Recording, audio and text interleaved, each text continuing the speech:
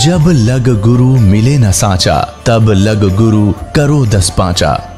क्या गुरु बदल सकते हैं? क्या गुरु बदलने से पाप लगता है? अध्यात्म के इस मैदान में आखिर सही गुरु कौन है?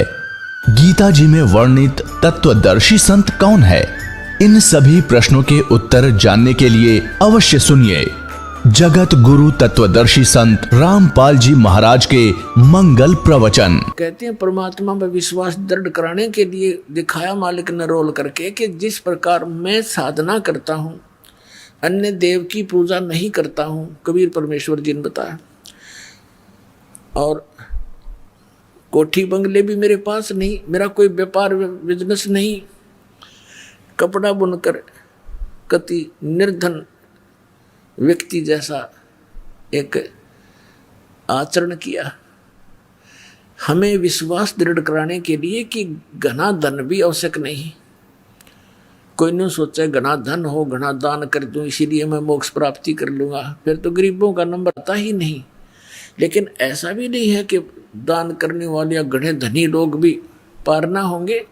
आत्मा निर्मल हो और समर्पित हो परमात्मा पर, दोनों पार तो मोक्ष भक्ति ने करना है, और भक्ति के साथ साथ मर्यादा अनिवार्य है। तो परमात्मा ने यही बताना चाहा था कि ये माया अच्छी नहीं। टोटे में भक्ति करे, सोए सही सपूत, ये मायाधारी मस्करे ना जाने कितने जालिए ऊत। यानी सपूत तो वह जो दारिद्र हो और भक्ति भगवान की करे। राम नाम का धन जिसके पास हो गया वो तो पृथ्वीपति है। कबीर साहब कहते हैं, कबीर सब जग निर्धना, धनवंता ना कोई, धनवंता सो जानिए जिस पे राम नाम धन होवे। तो हमारे पास राम नाम धन होना चाहिए। राम नाम कौन सा? नकली नामों से जाप करने से राम नाम संग्रह नहीं होगा, वो धन संग्रहित नहीं होगा। ओरिजिनल नाम हो, पूर्ण गुरु हो, पूर्ण परमात्मा की शरण हो, तब हमारा राम नाम का धन इकट्ठा होगा। परमात्मा ने 600 वर्ष पहले कहा था, अब मैं तुमसे कहूँ चिताई, तेरे देवन की उत्पत्ति वाई। तेरे ब्रह्मा विष्णु में इसका जन्म बता दूं। माँ अष्टंगी पिता निरंजन, ये जमदारो वर्षन अंजन। पहले कीन निरंजन राई, पीछे से माया उपजाई। माया रूप देख अति शोभा, देव निरंजन तन मन लोभा। कामदेव धर्मराय सताए, देवी को तुरंत दर खाए। फिर क्या बताते हैं कि 3 पुत्र अष्टंगी जाए और ब्रह्मा विष्णु शिव नाम धराए। 600 वर्ष पहले मालिक ने बोल रखी, ये वाणी आपके रूबरू कराई, आज की लिखी हुई नहीं और आज की कोई मनगढ़ंत कहानी नहीं पुण्यात्माओं। तो अब हम पहचानेंगे अपने भगवान को कि वो परमात्मा थे, जिन पुराणों को हमारे हिंदू धर्म के गुरु नहीं जान सके। ये नकली और परमात्मा का विरोध करा दिया उस समय, ऐसा जालिम विरोध करा दिया कबीर भगवान का इन नकलियों ने, क्योंकि हम अशिक्षित थे और इनको वेदों और पुराणों के ज्ञाता माना करते थे। इन खख नहीं आवा था वेदों और पुराणों का। उस परमात्मा को उबलते हुए तेल के कढ़ाई में डलवा दिया इन लोगों ने, सरसों का तेल उबलवा के, और चारों तरफ से दबाव दे दिया राजा पर। और परमात्मा को उस उबलते हुए सरसों के तेल के कढ़ाई में मारना चाहा, लेकिन मालिक थे, बैठ के जाकर आराम थे।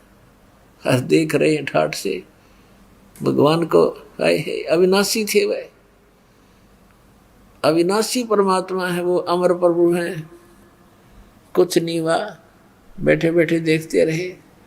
सिकंदर लोधी ने सोचा कि भगवान कबीर साहब जी को कुछ नहीं हुआ तो तुझे क्या होगा। मना करते करते उंगली देकर तेल की उष्णता चेक करनी चाहिए।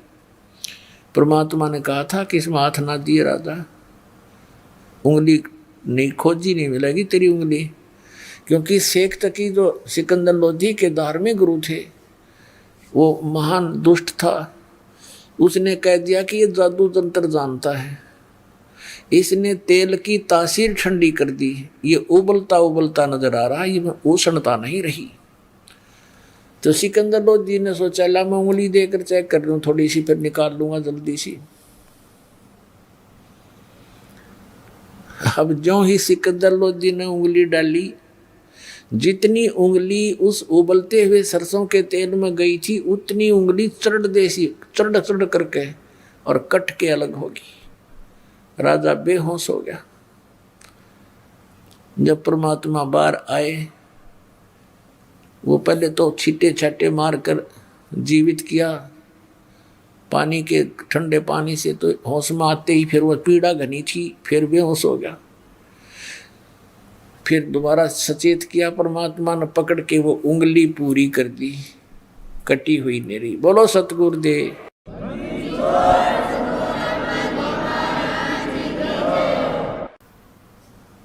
और फिर बहुत से यातनाएं परमात्मा को दी, और कारण क्या था कि वो सत्य कहा करते थे, और वही सत्य जो परमात्मा 600 वर्ष कहा करते थे आज इस दास की सेवा दे दी। वही सच्ची बात बताने की। दास के साथ भी इन्होंने कैसा कर तोड़वाया, नकलियों ने क्रोथा कांड करवा दिया झूठ बोल के। ऐसे निर्मल ज्ञान को बता के वहां तो बकवाद करते हैं। इस पृथ्वी पर ऐसा शुभ समागम नहीं है, और इसको ये बकवाद बतावे थे। पुणात्माओं समर्थ हमारे साथ है। ऐसा कहर तोड़ा, इतनी झूठ बोली, इतनी बकवाद गढ़ दी। यदि मालिक साथ ना होते हमारा नामो निशान नहीं मिलता। समर्थ साथ है, उनका किया उनका चलाया हुआ ये मार्ग है। इस मार्ग में, परमात्मा के मार्ग में जो अवरोध पैदा करता है वो अंधा गधा है। एक अंधा गधा था, रेल की पटड़ी पर खड़ा बेचारा, उधर से गाड़ी आ रही थी। अंधे गधे ने सोचा तुझे कोई छेड़छाड़ करने के लिए आ रहा है। जिधर से गाड़ी आने की आहट आ रही थी उसी तरफ उसने अपने पिछले पैर कर दिए और तैयारी पकड़ दी कि ये मुझे डिस्टर्ब करने वाला निकट आएगा तो दोनों दुलत्ती मारूंगा। तैयार कर ली। अंधा खड़ा आप रेल के मार्ग में और बताओ कि मुझे डिस्टर्ब करने कौन आ रहा है। तो ट्रेन ने तो आना ही था। और अंधे गधे ने दोनों लात मारी, उठा कर पटक दिया, दूर पड़ा जाके। तो इन अंधे गधे हैं जो इस मार्ग में अवरोध पैदा करेंगे, वो इंसान नहीं शैतान है। अंत में उनका उस गधे वाला ही हाल करेगा भगवान। तो पुण्यात्माओं, वही ज्ञान जो भगवान बताया करते थे आज उन्हीं का दिया हुआ दास पे मेर करी दाता ने के बेटा खोज ले इन सदग्रंथों के खजाने में। जो मैंने बोले वचन सारे सच्चे पाओगे। वेद कतेब झूठे ना भाई, झूठे हैं जो समझे नाही। आदरणीय धर्मदास साहिब जी को परमात्मा जिंदा महात्मा के रूप में मथुरा में मिले थे। वो वहाँ पूजा पाठ करने गया हुआ था तीर्थ यात्रा पे। बहुत सा ज्ञान दिया। फिर परमात्मा ने अपना गवाह बनाना था, सचखंड लेकर गए, सतलोक में लेकर गए, जैसे आदरणीय नानक साहिब जी को लेकर गए जिंदा महात्मा के रूप में। बेई नदी से आदरणीय गरीबदास साहिब जी को ले गए, खेतों में गऊ चढ़ा रहे थे, 10 वर्ष के बालक थे, जिंदा महात्मा के रूप में वहां आए और उनको लेकर के सचखंड सतलोक गए। फिर वापस छोड़ दिया इन सभी महापुरुषों को। जब धर्मदास जी वापस आए, पहले वो भले परमात्मा से ज्ञान सुना भी करते थे, लेकिन अंदर जगह ना बन रही थी, क्योंकि ये कथा सुनाने वाले एक कबीर परमेश्वर, भ्रमित करने वाले करोड़ों। तो धर्मदास जी पहले भी यही सोचा करते थे कि शायद वेदों में, किताबों में, पुराणों में जो लिखा वो सच्चा ही होगा, जो ये ब्राह्मण गुरु और ऋषि मंडलेश्वर बता रहे हैं। जब आंखों देखा ऊपर सारा कुछ कि ब्रह्मा विष्णु महेश की सतिथि क्या है, ये तो जन्म मृत्यु होती है, उनसे वार्ता कराई भगवान ने ले जा करके उनसे। जैसे आदरणीय नानक साहिब जी मर्दाना और बाला को साथ लेकर के ऊपर के लोकों में जहाँ तक ये पहुँच सकते थे वहाँ तक गए, उनसे वार्ता की और उनके सामने करवाई ताकि ये समझ सकें कि सच्चाई क्या है। तो ऐसे ही धर्मदास जी को सब ब्रह्मांड चेक दिखाकर तीसरे दिन वापस छोड़ा था।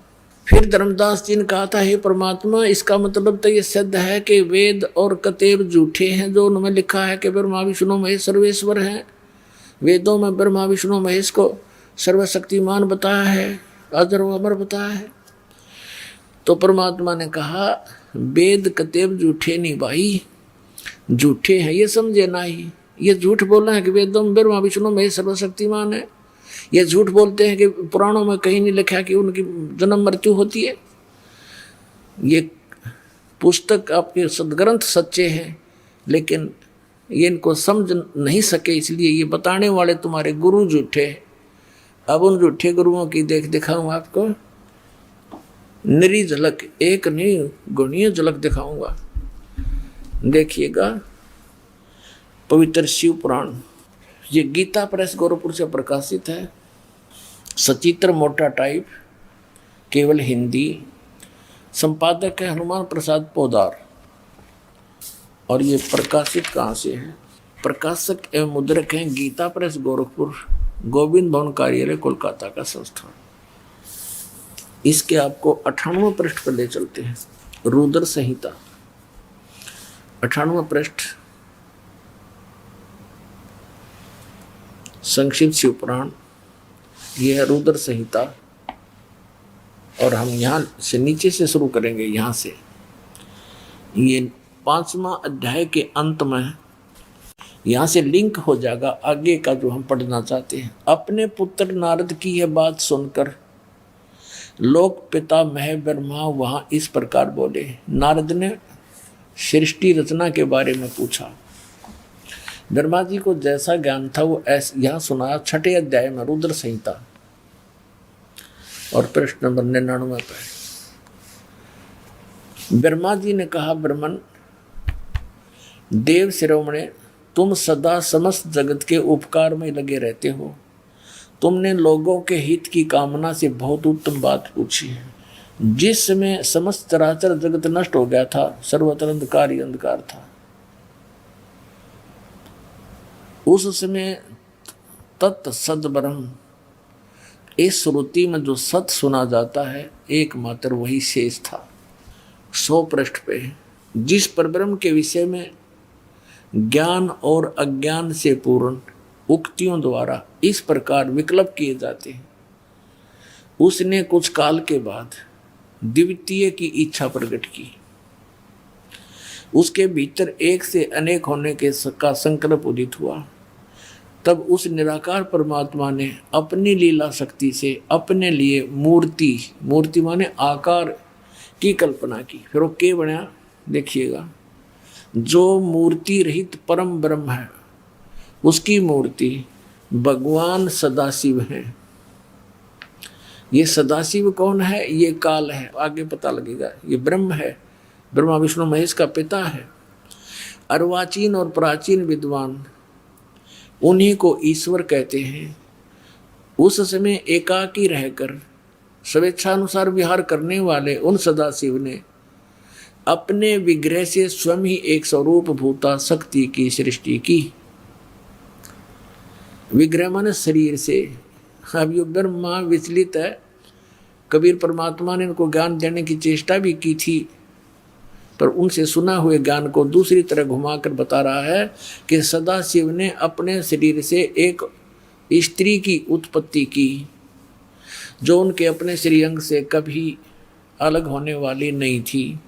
उस पराशक्ति को प्रधान प्रकृति गुणवती माया जो काल के शरीर से निकली, उसके क्या नाम है? बुद्धि तत्व की जननी तथा विकार रहित बताया है। वह शक्ति अंबिका कही गई है, उसी को प्रकृति, दुर्गा को प्रकृति भी कहते हैं, ये याद रखना।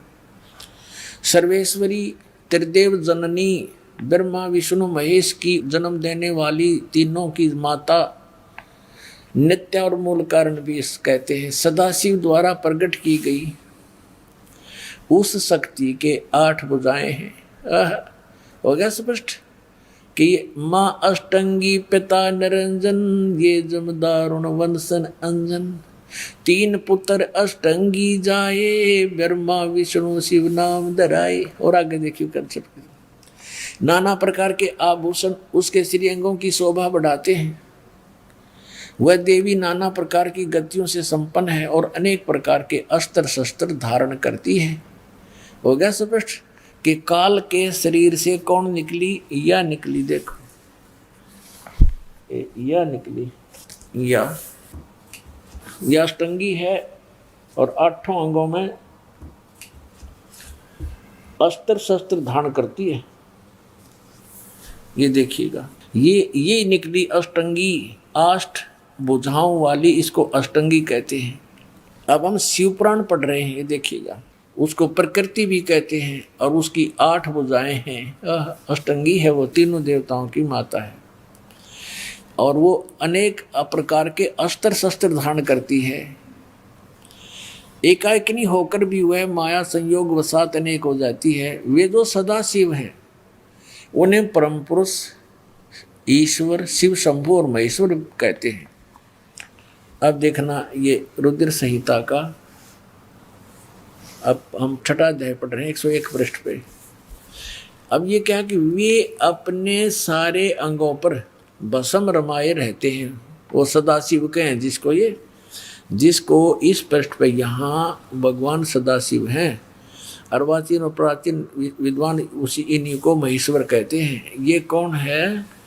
वे अपने सारे अंगों पर भस्म रमाए रहते हैं। उन काल रूपी ब्रह्म ने, इसको काल कहो चाहे ब्रह्म कहो, सरपुरुष कहो, और गीता ज्ञान दाता यही है, श्री कृष्ण में प्रवेश करके बोल रहा है। उन काल रूपी ब्रह्म ने एक ही समय शक्ति के साथ है, यो नाथ नहीं, शक्ति के दुर्गा के साथ शिवलोक नामक अक्षेत्र का निर्माण किया था। उस उत्तम अक्षेत्र को काशी कहते हैं। वे प्रिया और प्रियतम शक्ति और शिव यानी पति पत्नी रूप में रहते हैं। प्रिया और प्रियतम जो परमानंद स्वरूप है उस मनोरम क्षेत्र में नित्य निवास करते हैं। मुने शिव और शिवा ने, काशीपुरी परमानंद रूपिणी है। मुने शिव और शिवा ने यानी दुर्गा और काल ने, काल और दुर्गा ने प्रलय काल में भी कभी इस क्षेत्र को अपने सानिध्य से मुक्त नहीं किया। देवऋषि एक समय, ब्रह्मा जी बता रहे अपने पुत्र नारद को, एक समय उस आनंद वन में रमण करते हुए शिवा और शिव के मन में ये इच्छा हुई, दुर्गा और काल के मन में, कि दूसरे पुरुष की सृष्टि करनी चाहिए, यानी कोई पुत्र उत्पन्न करना चाहिए, जिस पर सृष्टि संचालन का महान भार रखकर हम दोनों केवल काशी में रहकर इच्छा अनुसार विचरे और निर्वाण धारण करें। ऐसा निश्चय करके शक्ति सहित सर्वव्यापी परमेश्वर शिव ने, इस काल ने अपने वाम भाग के 10वें अंग पर अमृत मल दिया। फिर तो वहाँ से एक पुरुष प्रकट हुआ, यानी इन्होंने पति पत्नी व्यवहार किया, काल और दुर्गा ने, और वहाँ से एक पुत्र की उत्पत्ति हुई। देखिएगा 102 पृष्ठ पे, 102 पृष्ठ पे शिव ने कहा, वो बालक उत्पन्न हुआ, उसके कहा कि वत्स, काल ने कहा बेटा व्यापक होने के कारण तुम्हारा विष्णु नाम विख्यात हुआ। अब ये 6वां अध्याय समाप्त हुआ। अब ये 7वां प्रारंभ हुआ रुद्र संहिता का, और 103 पृष्ठ पे ब्रह्मा जी अपने विषय में बताते हैं। ये तो विष्णु की उत्पत्ति बता दी ब्रह्मा जी ने, अपने विषय में बताते हैं कि ब्रह्मा जी कहते हैं देवऋषि, तत्पश्चात कल्याणकारी परमेश्वर सांब सदाशिव ने, इस काल ने दुर्गा के साथ वही व्यवहार किया, पूर्ववत प्रयत्न करके मुझे अपने दाहिने अंग से उत्पन्न किया। सीधी सी बात है। आगे तो ये नहीं इतना कुछ लिख रखा है, आदमी में मेंटल हो जाए पढ़ता पढ़ता। हमने अपने काम की वस्तु लेनी है। अपने आत्माओं, यहाँ इस पवित्र पुराण ने ये तो सिद्ध कर दिया कि ब्रह्मा और विष्णु की उत्पत्ति दुर्गा और सदा शिव यानी काल रूपी भगवान से हुई, ये इनके पुत्र हैं। अब यहाँ अनुवाद करता इस बात से विचलित हो गया कि शिव से शिव की उत्पत्ति कैसे लिखूं, इसमें तो लिखा हुआ है, यहाँ तो लिखा नहीं। लेकिन आगे कहते चोर चुरावे तुमबड़ी, वो गड्ढे पानी में, वह गड्ढे वह ऊपर आवनो, सच्चाई छानी ना। ये देखिएगा, ये वही शिव पुराण है, हम आपको सुना रहे हैं। अब हम इसके 110 पृष्ठ पे आपको ले चलते हैं। ये रुद्र संहिता ही चल रही है और संक्षिप्त शिव पुराण 110 पृष्ठ पे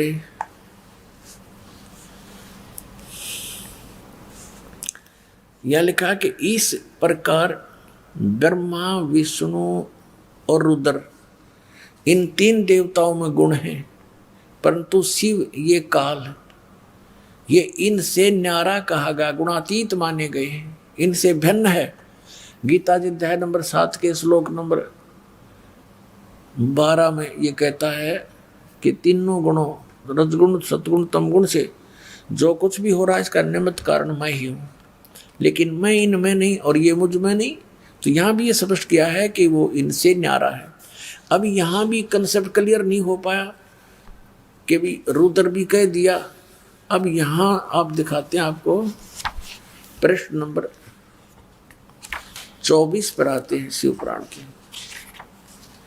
ये देखो, एक समय क्या हुआ, ब्रह्मा और विष्णु जी का आपस में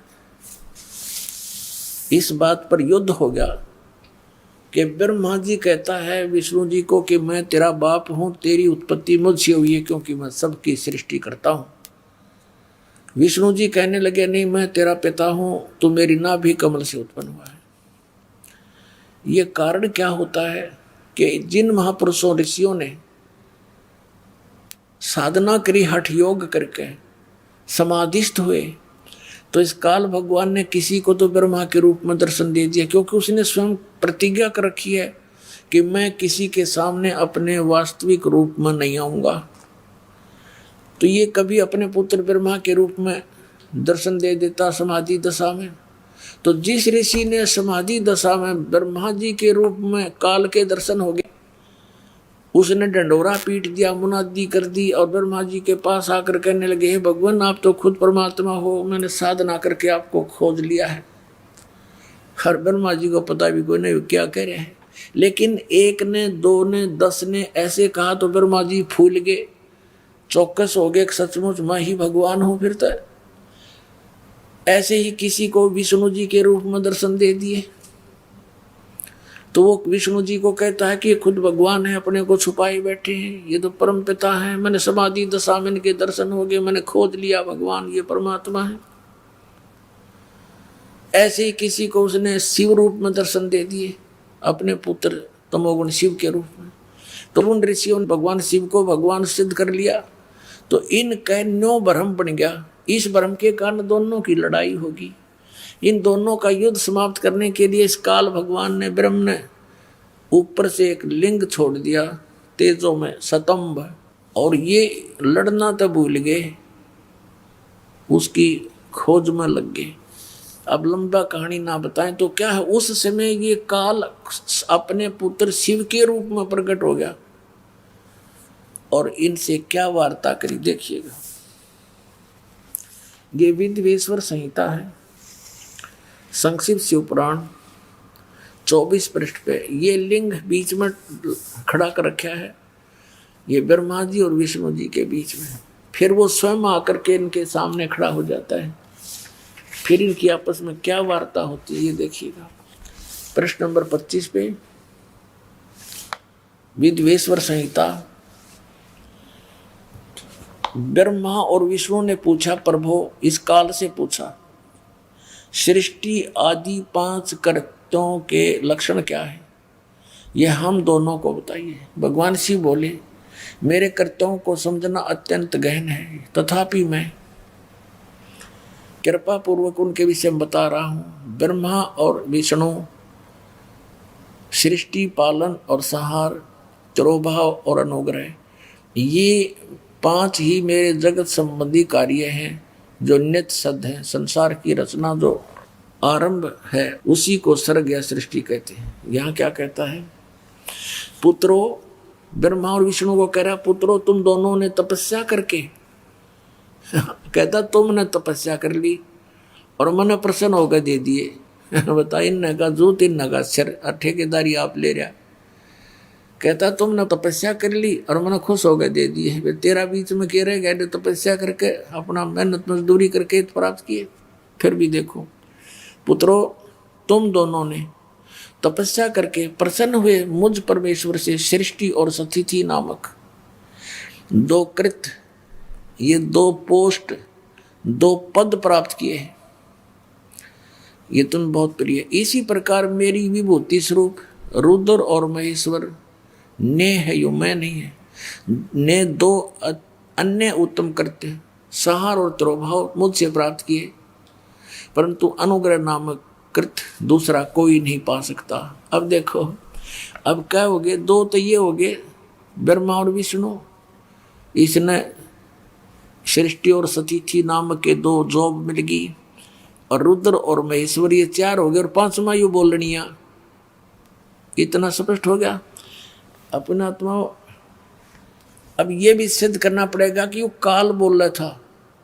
ये काल है ब्रह्मा विष्णु महेश का पिता, और दुर्गा इनकी माता, अष्टंगी, 8 भुजाओं में शस्त्र ले रही, इसको अष्टंगी भी कहते हैं। ये देखिएगा। अब इसी पर इस 26 पृष्ठ पर ही अभी आप यहाँ पढ़ रहे थे, और अब यहाँ पढ़ेंगे हम इसी पर। मैंने पूर्व काल में अपने स्वरूप भूत मंत्र का उपदेश किया है, जो ओंकार के रूप में प्रसिद्ध है। वह महामंगलकारी मंत्र है। सबसे पहले मेरे मुख से ओंकार यानी ओम प्रकट हुआ, जो मेरे स्वरूप का बोध कराने वाला है। ओंकार वाचक है, मैं वाच्य हूँ। यह मेरा मंत्र है, यह मंत्र मेरा स्वरूप ही है। प्रतिदिन ओंकार का निरंतर स्मरण करने से मेरा ही सदा स्मरण होता है। मेरे उत्तरवर्ती मुख से अकार का, पश्चिम मुख से उकार का, दक्षिण मुख से मकार का, यानी ए, उ और मैं, जिससे ये ओम बनता है। और पूर्ववर्ती मुख से बिंदु, ये जो ओम है इसके विषय बता रहा कि यू ए, उ और यू पर बिंदु, तथा मध्यवर्ती मुख से नाद का प्राकट्य हुआ है। इस प्रकार 5 अवयवों से युक्त ओंकार का विस्तार हुआ। इन सभी अवयवों से, इन सभी पार्टों से ए, उ, मैं, बिंदु और इस बिंदु से, नाद से, कहते ये एकीभूत होकर यह प्रणव ओम नामक एक अक्षर हो गया। ये ओम नामक एक अक्षर है ओम। इसको ओंकार कहो, इसको ओम कहो, और चाहे ऐसा लिखकर इसको एक अक्षर ओम कहो। ये ओम है, एक अक्षर हो गया, और ये मेरा मंत्र है। असली मंत्र कहता है ये है मेरा। अपने आत्माओं, यहाँ इन्होंने ओम नमः शिवाय ये 5 अक्षर मंत्र बता दिया। ये कहीं भी मूल संस्कृत में ये नहीं, इसलिए इन्होंने अलग भाषा में लिखा है, और हमने इसको ना समझ कर इन ज्ञानियों द्वारा अनुवाद किया हुआ इसका अर्थ लगा दिया, जबकि ये कोई मंत्र नहीं है ओम नमः शिवाय। ना गीता जी में, ना वेदों में, ना श्रीमद् भगवत गीता में, ना पवित्र 4 वेदों में। तो ये मनमुखी आचरण के नाम हैं जो हमें यूजलेस थे, कोई लाभ नहीं हुआ। पुण्यात्माओं, परमात्मा ने जो 600 वर्ष पहले ज्ञान दिया था, आज वही ज्ञान हमारे सदग्रंथों में विद्यमान है। तो भगवान कौन है? Kabir is God, Kabir is God. उस परमात्मा को जिसको ये निरक्षर बताए थे, ये अक्षर नहीं जानता, शिक्षा नहीं जानता, ये क्या जाने वेदों के बारे में। 600 वर्ष पहले मालिक ने बोला था, इन पुराणों ने स्पष्ट कर दिया, और परमात्मा ने ये भी कंसेप्ट क्लियर कर दिया था, धर्मदास ये वेद किताब झूठे नहीं है, पुराण झूठी नहीं है। झूठे तो ये है जो इनको समझ ना रहे, बकवाद गढ़ने लग रहे, अज्ञानी है सारे, काल ने इनकी बुद्धि बांध रखी है, रोज पढ़ने समझ में आती नहीं। ये तो परमात्मा ने दया करी पुण्यात्माओं अपने पे है, और ये अनमोल रत्न अपने हाथ लाग गया, गरीब की इसने छोड़ने हम, ये तो मुश्किल तो दाव लग गया है। श्रीमद् भगवत गीता अध्याय नंबर 8 के श्लोक नंबर 13 में गीता ज्ञानदाता कहता है कि ओम इति एकाक्षरम ब्रह्म व्यवहारन मामनुसमरण ये प्रयाति तजंदेहम स याति परमाम गतिम। गीता ज्ञानदाता श्री कृष्ण जी में प्रवेश करके ये काल बोल रहा है कि मुझ ब्रह्म का, ये ब्रह्म बोल रहा है, मुझ ब्रह्म का ओम इति एकाक्षरम, ये केवल यह एक ओम अक्षर है। व्यवहारण माने उच्चारण करके, अनुसमरण माने समरण करण का, और ये प्रयाति तजंदेहम जो ओम नाम का जाप करता हुआ शरीर त्याग कर जाता है, सयाति परमाम गतिम, वह परम गति को प्राप्त होता है। पुण्यात्माओं, अब परमात्मा कौन है? कबीर। और कबीर कौन है? वो परम पूज्य परमात्मा जो जुलाहा दान की भूमिका करके 120 वर्ष तक इस पृथ्वी पर रहे और काशी के अंदर प्रगट रहे, सहशरीर आए थे, सहशरीर चले गए थे। अब आपको थोड़ी झलक दिखाता हूँ, ये देखिएगा। श्रीमद् भगवत गीता जयदयाल गोविंद का इसके अनुवादक हैं और गीता प्रेस गोरखपुर से प्रकाशित है, 8वां अध्याय। ये श्लोक नंबर 13। ओम इति एकाक्षरम ब्रह्म व्यवहारन माम अनुसमरण ये प्रयाति तजंदेहम स याति परमाम गतिम। माम ब्रह्म, मुझ ब्रह्म का, ओम इति एकाक्षरम, ओम यह एक अक्षर है, माम ब्रह्म का, व्यवहारन यानी उच्चारण करके, अनुसमन समन करता हुआ, ये प्रयाति तजंदेहम जो शरीर त्याग कर जाता हुआ, इसका सेवन करता हुआ और जाता है, सयाति परमाम गतिम, वो परम गति को प्राप्त होता। कौन सी परम गति से? ओम नाम के जाप से जो लाभ होना है वो क्या है? ब्रह्म गति, वो ब्रह्मलोक प्राप्ति है। और ब्रह्मलोक में गए हुए प्राणी भी जन्म मृत्यु में रहते हैं। ये देखिएगा 8वें अध्याय का, ब्रह्मलोक में गए हुए प्राणी भी पुनर्वृत्ति में हैं। यह लिखा है कि अर्जुन ब्रह्मलोक पर्यंत यानी ब्रह्मलोक में गए हुए सब तक, ये ब्रह्मलोक तक सभी लोग पुनरावृत्ति में हैं। वहाँ गए, इन पुनरावृत्ति का ये शटार लगा के उन्होंने नीचे विवेचन किया है, अर्थात जिनको प्राप्त होकर पीछे संसार में आना पड़े ऐसे।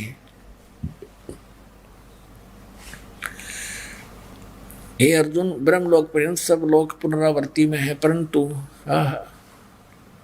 कौनते मुझको प्राप्त होकर पुनर्जन्म नहीं होता। ये अनुवाद गलत कर दिया इन्होंने, क्योंकि बुद्धि कमजोर थी।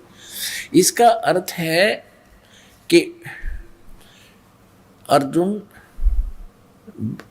ब्रह्मलोक तक सभी लोग पुनरावृत्ति में है, वहां गए प्राणी भी वापस आते हैं, जन्म मृत्यु में आते हैं। और नैविद्यते, विद्य माने जानना भी होता है। इस अक्षर का एक ही अर्थ नहीं होता विद्य, विद्य धातु है, विद्या जानना। जो ये नहीं जानते तो मुझे माम उपेत तू, मुझे प्राप्त होकर भी हे अर्जुन कुंती पुत्र उनका पुनर्जन्म होता है।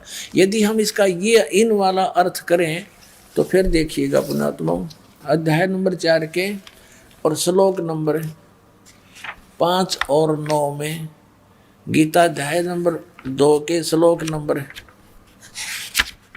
12 में और अध्याय नंबर 10 के श्लोक नंबर 2 में स्पष्ट क्या कह अर्जुन, तेरे और मेरे बहुत जन्म हो चुके, तू नहीं जानता मैं जानता हूं।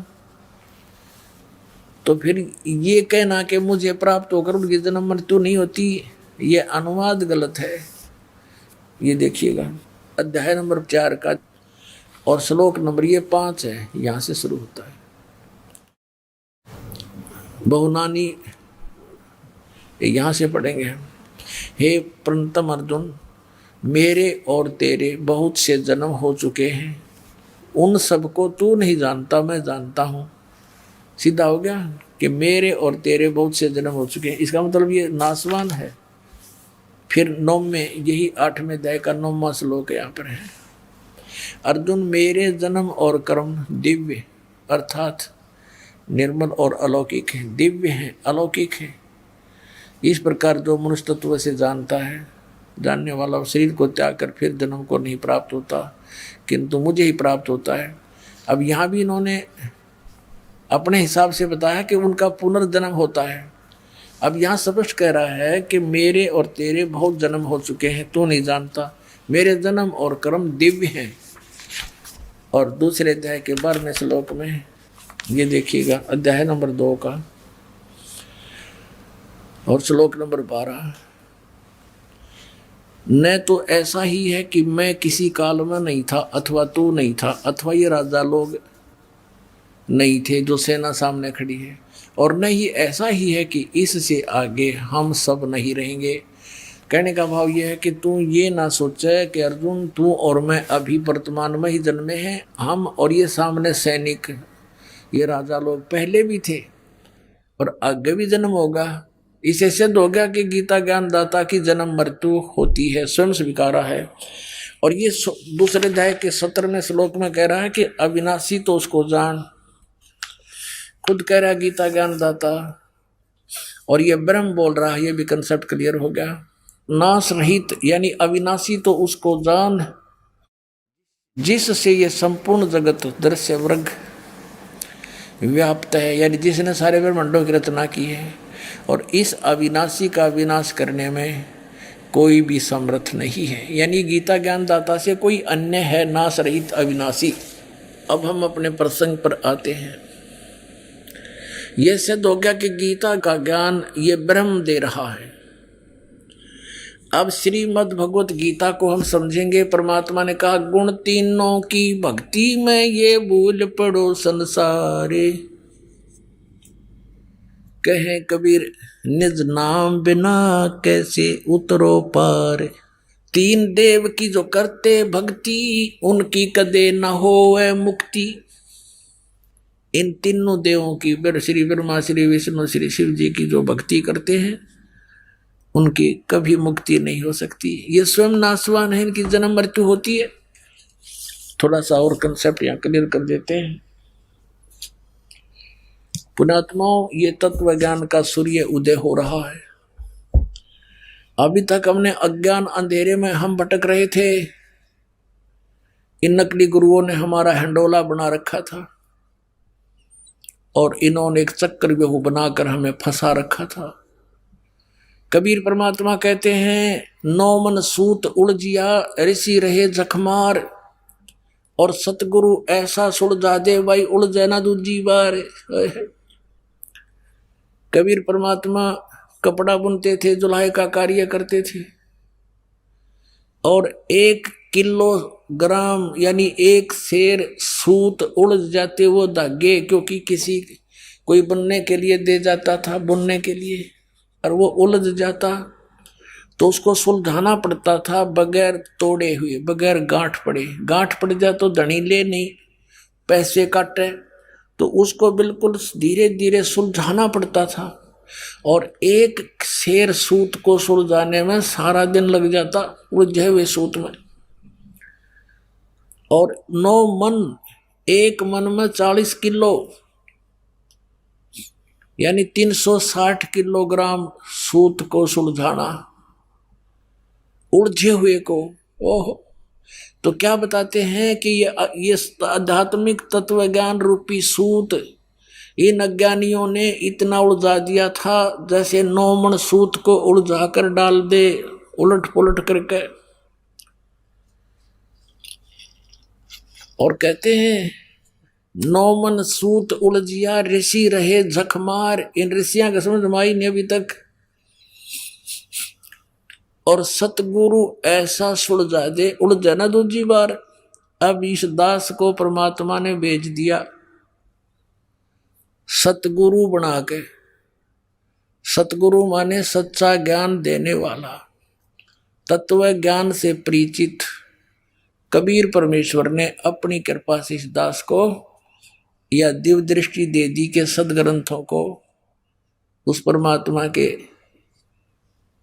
सूक्ष्म दर्शी से, उस तत्व ज्ञान से जाना और समझा, पहचाना और आपको पहचान करा दी। अब इसमें देखिएगा ब्रह्मा विष्णु महेश की क्या स्थिति है। श्रीमद् भगवत गीता, गीता प्रेस गोरखपुर से प्रकाशित है। संपादक हनुमान प्रसाद पोदार, चिमनलाल गोस्वामी। प्रकाशक एवं मुद्रक हैं गीता प्रेस गोरखपुर, गोविंद भवन कार्यालय कोलकाता का संस्थान। इसके 123 पृष्ठ पे 3रा स्कंद है और ये अध्याय 4 चल रहा है। 123 पृष्ठ पे भगवान विष्णु अपनी माता दुर्गा की स्तुति कर रहे हैं। तुम शुद्ध स्वरूपा हो, ये सारा संसार तुम इसे उद्भासित हो रहा है। मैं ब्रह्मा और शंकर हम सभी तुम्हारी कृपा से विद्यमान हैं। हमारा आविर्भाव माने जन्म और तिरोभाव माने मृत्यु हुआ करता है। हमारा तो जन्म और मृत्यु होता है, केवल तुम ही नित्य हो, जगत जननी हो, प्रकृति और सनातनी देवी हो। भगवान शंकर बोले, देवी यदि महाभाग विष्णु तुम्ही से प्रकट हुए हैं तो उनके बाद उत्पन्न होने वाले ब्रह्मा भी तुम्हारे बालक हुए। फिर मैं तमोगुणी लीला करने वाला शंकर क्या तुम्हारी संतान नहीं हुआ? अर्थात मुझे भी उत्पन्न करने वाली तुम ही हो। शिवे संपूर्ण संसार की सृष्टि करने में तुम बड़ी चतुर हो। 3 पुत्र अष्टंगी जाए, ब्रह्मा विष्णु शिव नाम धराए। इसी प्रकार संसार की सृष्टि, इस संसार की सृष्टि स्थिति और संहार में तुम्हारे गुण सदा समृद्ध हैं। उन्हीं तीनों गुणों से उत्पन्न हम यानी ब्रह्मा विष्णु एवं शंकर, रजगुण ब्रह्मा, सतगुण विष्णु, तमगुण शिव शंकर नियमानुसार कार्य में तत्पर रहते हैं। अब इसका क्या अर्थ है? इससे 5 कंसेप्ट क्लियर हो गए पुण्यात्माओं। नंबर 1, ब्रह्मा विष्णु महेश नासवान है, इनकी जन्म मृत्यु होती है। नंबर 2, दुर्गा इनकी माता है। और तीसरा, दुर्गा को प्रकृति भी कहते हैं। और चौथा ये हो गया कि रजगुण ब्रह्मा, सतगुण विष्णु, तमगुण शिव जी। और 5वां ये हो गया कि ये कहते हैं हम तो केवल नियमित कार्य ही कर सकते हैं, जिसका जैसा भाग है, क्रम है, संस्कार है, उसमें हम परिवर्तन नहीं कर सकते। कौन? ब्रह्मा और विष्णु और महेश। अब इसी 3रे स्कंद में आप देखिएगा, 3रे अध्याय में 3रा स्कंद और ये 3रा अध्याय है, 1 से 3, ये 3रा लास्ट आ रहा है। यहाँ पर यहाँ 120 पृष्ठ पे विष्णु जी बता रहे हैं कि ये वे ही दिवांगना है। दुर्गा को जब पहचाना इसने थोड़ा थोड़ा तो क्या बताते हैं, ये वही देवांगना है जिनके पर्यावरण में मुझे दर्शन हुए थे। जब कुछ नहीं था उस समय मैंने इसके दर्शन करे थे, दुर्गा के। ये उस समय मैं बालक रूप में था, छोटा सा बच्चा था। मुझे पालने से झुला रही थी। वट वृक्ष के पत्तर पर एक सुदृढ़ सैया बिछी थी। उस पर लेटकर मैं पैर के अंगूठे को अपने कमल जैसे मुख में चूस रहा था। अब काल ने रिमोट ऑन कर दिया, इसको अपना पिछली झलक दिखा दी। अब हम अब हम परमात्मा की इस वाणी को सिद्ध करते हैं। गुण तीनों की भक्ति में ये भरम पड़ो संसारे, कह कबीर निज नाम बिना तुम कैसे उतरो पार। तीन देव की जो करते भक्ति, उनकी कदे ना होए मुक्ति। तीन देव रजगुण ब्रह्मा सतगुण विष्णु तम गुण शिव जी। अब हम श्रीमद् भगवत गीता को पढ़ते हैं। यह है श्रीमद् भगवत गीता, गीता प्रेस गोरखपुर से प्रकाशित है। इसके अध्याय नंबर 7 में हम प्रवेश करते हैं। इस अध्याय नंबर 7 में कमाल कर रखा गीता ज्ञानदाता काल में। ये यहां से शुरू होता है, 7वां अध्याय 7वां अध्याय। अब कहता है, पार्थ अनन्य प्रेम से मुझ में आसक्त चित मेरे प्राण होकर योग में लगा हुआ तू जिस प्रकार से संपूर्ण विभूति बल ऐश्वर्य गुणों से युक्त सबके आत्म रूप मुझको संशय रहित जानेगा। ये सीधा समग्र माम यानी समग्र माने पूर्ण रूप से सर्व सब भाव सब प्रकार से मुझको तू बिल्कुल संशय रहित जानेगा, ऐसा ज्ञान सुनाता हूं। सुन, मैं तेरे लिए, अब ये दूसरा 7वें अध्याय का दूसरा श्लोक है। मैं तेरे लिए इस विज्ञान सहित तत्व यानी ज्ञान को, तत्व यानी ज्ञान को संपूर्णतः कहूँगा, जिसको जानकर संसार में फिर कुछ जानने योग्य शेष नहीं रह जाता। कि ऐसा ज्ञान सुना दूंगा कि इसको जानने के बाद फिर कुछ भी जानना बाकी नहीं रह जाएगा। अब देखना, अब हम आते हैं अध्याय नंबर 7 के और श्लोक नंबर 12 पर।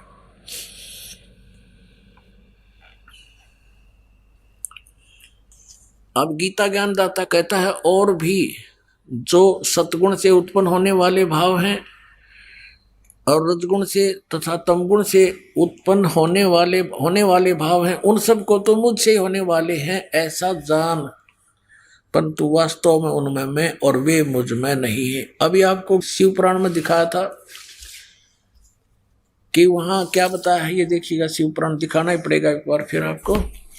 ये 9वां अध्याय है रुद्र संहिता का, गीता प्रेस गोरखपुर से प्रकाशित, ये आपको दिखाई थी। इसके 110 पृष्ठ पे यह है रुद्र संहिता।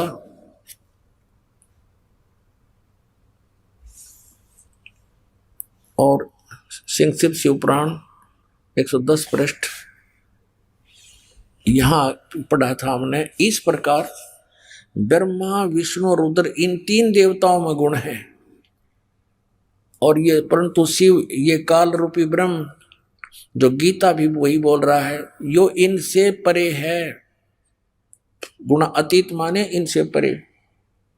अब ये भी कंसेप्ट क्लियर करना पड़ेगा कि रजगुण ब्रह्मा सतगुण विष्णु तमगुण शिव जी है, अन्यथा ये अनाड़ी अज्ञानी ऋषि मंडलेश्वर ये गुरु फिर से आपको विचलित कर सकते हैं। ये देखिएगा, मार्कंडे पुराण गीता प्रेस गोरखपुर से प्रकाशित है, ये यहां से प्रकाशित है। और इसके 123 पृष्ठ पर आपको ले सकते हैं, ये 123 पृष्ठ है मार्कंडे पुराण। यहां से प्रसंग शुरू होता है। मार्कंडे जी ज्ञान सुना रहे हैं, क्योंकि मार्कंडे पुराण है या मार्कंडे जी बोले, इनका अनुभव है मुने। यहां पढ़ेंगे, इस तरह स्वयंभू परमात्मा की 3 अवस्थाएं होती हैं। रजोगुण प्रधान ब्रह्मा, तमोगुण प्रधान रुद्र और सत्व प्रधान विश्वपालक विष्णु हैं। यही 3 देवता हैं और यही 3 गुण हैं। हो गया कंसेप्ट क्लियर। ब्रह्मा विष्णु महेश कहो और ते तीनों गुण कहो। गुण तीनों की भक्ति में ये भूल पड़ो संसार। तीनों गुण यानी ब्रह्मा विष्णु महेश की भक्ति में भूल पड़ो संसार, और कह कबीर निज नाम बिना कैसे उतरो पार। तीन देव की जो करते भक्ति उनकी कदे ना हो मुक्ति। 600 साल पहले परमात्मा ये शब्द बोला करते थे और आज वो हमारे सदग्रंथ इनका समर्थन कर रहे हैं। आइए अब हम उन श्रद्धालुओं के अनुभव जानते हैं जो जगत गुरु तत्वदर्शी संत रामपाल जी महाराज जी से दीक्षा प्राप्त कर चुके हैं तथा उनके द्वारा बताए गए भक्ति मार्ग पर चल रहे हैं। नमस्कार सर। सत साहेब जी। क्या नाम है आपका? महेश दास। महेश जी, आप कहाँ से हैं? जी यूएस नगर उत्तराखंड से हैं जी। खटीमा क्षेत्र है, ग्राम नौगना दिसौटा। महेश जी, संत रामपाल जी महाराज से नाम दीक्षा आपने कब ली? सर जी नाम दीक्षा 2014 में ली परमात्मा संत रामपाल जी को महाराज से। महेश जी, आपने क्या क्या भक्ति साधनाएं की हैं? सर जी जो हमारे पूजनीय माने जाते थे देवी देवता हैं घर पे, उन्हीं को पूजा करते थे, उन्हीं की पूजा किया करते थे, उन्हीं की आराधना किया करते थे। लेकिन उनसे सर जी हमें कोई लाभ नहीं हुआ और उल्टा ही दास की परेशानियां बढ़ती चली गई और दास यहाँ तक मरने की कगार में आ गया। इसके शरीर में बिल्कुल वजन कम हो गया था, जबकि दास 25 साल का था और उस टाइम तक वजन केवल 35 केजी ही था। महेश जी, आप संत रामपाल जी महाराज जी की शरण में कैसे आए? सर जी हम लोग फिलहाल तो गुरु कोई बना नहीं था जी सर जी। उससे पहले हमने कोई झाड़ फूंक वाले से हमने झाड़ फूंक करवाया था और थोड़ा बहुत इलाज भी कराया था। तो इससे चलते हुए हमारा जो बीमारी का जो प्रचलन था बढ़ते गया और हमारे ये पैरालाइज वगैरह डॉक्टरों ने थोड़ा सा इलाज कराने के चक्कर में हम लोग गए थे, तो उन्होंने थोड़ा बताया। उन्होंने भी पैसे के लिए बोला इतना पैसा लग जाएगा। तो हमने कहा सर जी हम नहीं करा पाएंगे डॉक्टर साहब। तो उन्होंने कहा ठीक है नहीं करवाओगे तो कोई बात नहीं, आप कोई और उपाय देख लो। तो हमने अपने यहाँ पर झाड़ फूँक वाले हैं, वहाँ से झाड़ फूँक के लिए गए थे। तो उन्होंने हमसे झाड़ फूँक के लिए हमसे बोला गया था कि आप जो हम बताएंगे आप भक्ति क्रिया वही करना और जो हम कहेंगे उसी चीज़ से आप रहना, अन्यथा आप सही नहीं होगे। तो मैंने कहा ठीक है साहब गुरुजी, मतलब वहाँ गुरुजी ही बोला जा करता था। अब गुरुजी तो हमने बनाया नहीं था कभी, तो इस प्रक्रिया हमें पता भी नहीं ठहरा। तो उसके बाद वहाँ जाने लग गए। तो 6-12 साल मैं वहाँ गया माता के मंदिर पे, जो हमारे इसी नानक माता क्षेत्र में पड़ता है। वहाँ पर हमने 12 साल भक्ति करी और नौ व्रत का व्रत रखता था और सोमवार का व्रत रखता था। इससे क्या हुआ कि हमारी परेशानी बढ़ती चली गई। फिर मैं चारपाई पे बिल्कुल ऐसे सिमट गया, ये पैर मेरे बिल्कुल ऐसे हो गए और ये हाथ ऐसे हो गए, बिल्कुल ना ऐसे होने वाले थे ना ऐसे, और मेरा वजन बिल्कुल घटता चले गया। खाना पीना मेरा बिल्कुल ख़त्म हो गया था। उसके बाद फिर हमने कहा भाई यहाँ तो किसी तरीके का मतलब हमें लाभ भी नहीं हो रहा है। तो उसके बाद हमने ये सारी की मतलब छोड़ने के कगार में चले गए कि भक्ति है ही नहीं कहते। हो सकता है हम आज मर जाएं कल मर जाएं, और फिर भगवानों को हम गाली देना चालू करने लग गए। हमारा जो दिमाग था ऑटोमेटिक इधर उधर घूमने लग गया, क्या करें क्या ना करें। तो ऐसे करते कराते हम लोग ऐसी गाँव में सत्संग हुआ करता भोले बाबा, जिसको विश्व हरि नाम से जाना जाता है। तो हमारे जो गांव के पड़ोसी थे वो जाया करते थे। उन्होंने कहा भाई तुझे बहुत तकलीफ है यार, चल मेरे साथ चल भाई, और क्या पता तेरी तकलीफें कम हो जाए। तो मैं बोला यार भाई मैं तो वैसे नहीं चल पा रहा हूँ उठ पा रहा हूँ। बोला चलो मैं ले चलूँगा अपनी बाइक में। तो मैं उनके साथ बाइक में गया, तो वहाँ पर गाना बजाना हो रहा था। तो हमने देखा भाई गाना बजाना सभी जगह होता है, और मैं सत्संग से नफरत करता था। इसलिए नफरत करता था क्योंकि सत्संग से मुझे कोई लेना देना नहीं था। जब हम लोग ये मानते थे कि ब्रह्मा विष्णु महेश ही भगवान हैं, अजर अमर हैं, तो हम भाई ये सत्संगों में जाके क्या करेंगे। तो मैं सत्संग जाना नहीं पसंद करता था। 1-2 बार गया, उसके बाद फिर मैं नहीं जाना हो गया, मेरा ख़त्म हो गया। फिर उन्होंने कहा भाई चलते रहे। फिर बीच में मैं जाने लग गया। तो ऐसे ही करते कराते मेरे 1.5 साल हो गए उसमें जाते जाते, लेकिन लाभ कुछ नहीं हुआ। फिर मैं गया, हम लोग को सत्संग लगा था ये इटावा में, यहाँ से इटावा हम लोग गए। तो वहाँ से हम लोग लौट रहे थे, तो कोई भगत बेचारे ऐसी सेवा कर रहे थे ज्ञान गंगा पुस्तक। तो उन्होंने कहा ज्ञान गंगा ले लो भाई, ज्ञान गंगा ले लो। तो मैंने कहा भाई क्या है, उसमें पैसे नहीं ठहरे। तो मैंने अपने पड़ोसी से कहा भाई 10 रुपये दे दे यार, ज्ञान गंगा ले लेते हैं। तो उन्होंने कहा भाई ऐसी किताबें तो बहुत बिकती हैं, तो क्या करेगा इसका। तो मैंने कहा भाई ज्ञान गंगा पुस्तक है, मरता क्या नहीं करता। मैंने कहा क्या अब तक कुछ तो ज्ञान होगा भाई, मैं लेता हूँ। और 10 रुपये देते मेरे पास पैसे केवल किराए के लिए ठहरे, कुछ 2-4 रुपये इधर उधर के ठहरे, लेकिन मेरे पास पैसे ज़्यादा नहीं ठहरे। तो मैंने कहा भाई दे यार 10 रुपये। उसने 10 रुपये दिए और मैंने ज्ञान गंगा ले लिया। ये जो गोलियाँ आती दर्द वाली पत्ता, वो मैं 10-10 गोलियाँ पत्ता रखता था। तो उसके बाद उस पत्ते में से डेली 2 गोली एक दिन में खाता था। और 10 पत्ता मेरी जेब में हमेशा पड़ा रहता था। तो मैंने कहा 2 पत्ते खाए, 2 गोली खाई और उसके बाद दिन भर चलता रहा। शाम को फिर दर्द होने लग गया। जब वो किताब मैंने पढ़ी तो थोड़ा मेरा हल्का दर्द कम हुआ और मेरी टेंशन थोड़ी दूर हुई। तो मैंने कहा इसमें कुछ शक्ति है भाई, आप लोग मानो या ना मानो, मैं भैया इसको पढ़ूंगा। फिर मैंने नाम दीक्षा ली संत रामपाल गुरु महाराज से। सर, संत रामपाल जी महाराज से नाम दीक्षा लेने के बाद क्या आपकी परेशानियां दूर हुई? हाँ जी सर जी, आपको पहले मैंने बताया कि मेरी उससे पहले परेशानियां थीं और उसके बाद तो मेरी और भी परेशानियां थी, वो भी हल हुई हैं। जैसे आपको मैंने बताया मेरे पैरों में दर्द था, मेरे बदन में दर्द था और कुछ दिमाग भी ऐसे ही हुआ करता था इसकी वजह से। तो वो सारी चीज़ सही हुई। उसके बाद बहुत सारे लाभ होते चले गए दास को। और फिर दास ने एक बार अरदास लगाई थी मालिक से। नाम मेरा थोड़ा खंड हुआ था तो थोड़ा परेशानी होने लगी थी, फिर से दोबारा ये दर्द होने लगे थे। तो मालिक ने कहा बेटा बार बार जो है खंड नहीं होना चाहिए और खंड करोगे तो परेशानियां झेलनी पड़ेगी। संत रामपाल जी गुरु महाराज के आश्रम से बरवाड़ा से आदेश आया ठीक हो जाओगी। तो 2-3 दिन के बाद ठीक हो गया। उसके बाद फिर मैं वैसे जैसे भक्ति करते थे वैसे करने लग गए। जब मैं 5 साल का था तब से मुझे गठियावात की बीमारी थी और कहीं भी ठीक नहीं हो रही थी। झाड़ फूँक के साथ साथ जैसे आयुर्वेदिक दवाइयाँ होती हैं जड़ी बूटी वाली, उनको भी खाया कम से कम 2-3 साल तक, उनसे भी ठीक नहीं हुआ। झाड़ फूँक कई जगह गया, जैसे मंदिर में भी गया और ये अपने झाड़ फूँक वाले गांव में भी होते इनसे भी गया, इन्होंने भी ठीक नहीं किया। यहाँ तक कि पहाड़ वाले जो झाड़ फूँक वाला था उन्होंने बकरा भी चढ़ा दिया दास के नाम से। 3000 का जो बकरा था उन्होंने मेरे नाम से चढ़ा दिया कि भैया अब तो ठीक हो जाएगा। लेकिन 6 महीने के बाद वो फिर उखड़ गई, फिर ऐसे ही हो गया। फिर मैंने उनसे कहा भी आपने तो मुझे, भाई मेरा पैसा भी गया, मैं गरीब आदमी हूँ, कहाँ से लाया कैसे किया, और आपने वो भी कर दिया, पैसे भी गए मेरे और मैं भी ठीक नहीं हुआ। और संत रामपाल जी गुरु महाराज के चरणों में आने के बाद मैं बिल्कुल स्वस्थ और ठीक हूँ, आज भी स्वस्थ हूँ और बिल्कुल ठीक ठाक हूँ। कोई बीमारी नहीं है, कोई परेशानी नहीं है, कोई प्रॉब्लम नहीं है।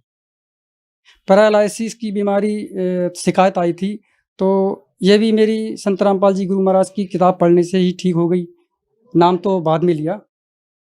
और उसके बाद फिर मेरे छोटे भाई की पत्नी थी, वो 6 महीने से बीमार थी। 6 महीने से बीमार थी और उन्होंने कम से कम 80,000 रुपये उसमें लगा दिए थे। और दास कह रहा था भाई आप नाम ले लो, नाम ले लो, मालिक जो है संत रामपाल जी गुरु महाराज ठीक करते हैं और आप नाम ले रहे हो। तो वो गालियाँ करते थे और मांस मछली खाया करते थे। दास भक्ति करता था, इसमें चलते हुए दास को बहुत हो रहा था।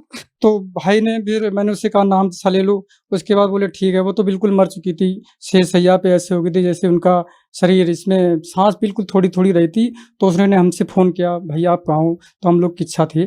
किच्छा से जब हम लोग लौटे उनके यहाँ गए, देखा, बोला यार भाई आप संत रामपाल जी गुरु महाराज के चरणों में ले चलो हमें, हम तो बिल्कुल अब कहीं के नहीं रहे। तो मैंने कहा ठीक है भाई, परमात्मा से हम लोग अरदास लगाएंगे। तो हमने पहले अरदास लगाई थी। तो उन्होंने कहा था, आश्रम से आया था कि भाई आप ना सबसे पहले उसे नाम दिलाओ। तो हमने कहा भाई वो तो जाने लायक नहीं है, वो तो बिल्कुल ऐसी है जैसे मर चुकी है। बोला नहीं आप जैसे तैसे ले जाओ। तो हमने यहाँ गुरुमुख भगत जी को फ़ोन किया तो बोले भगत जी जैसा तैसा आप लेके आ जाओ। तो हम यहाँ लाए, तुरंत यहाँ नाम दीक्षा दिलाई।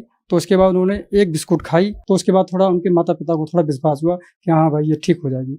उसके बाद कुछ समय ऐसे ही चलता रहा। 15 दिन के बाद वो चलने लग गई तो उनके घर वालों को और विश्वास हो गया। फिर उसके बाद 1 महीने के अंदर स्वस्थ होगी और आज वो स्वस्थ है, बिल्कुल ठीक ठाक है, अच्छी है, भली है।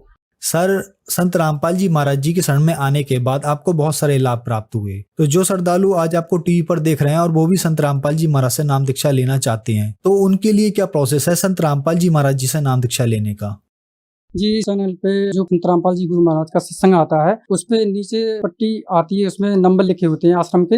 आप आश्रम पे कॉल करोगे, वो आपका जो नामदान केंद्र नजदीकी होगा उसका पता बता देंगे, आप वहाँ जाके नाम दीक्षा ले सकते हो। धन्यवाद सर।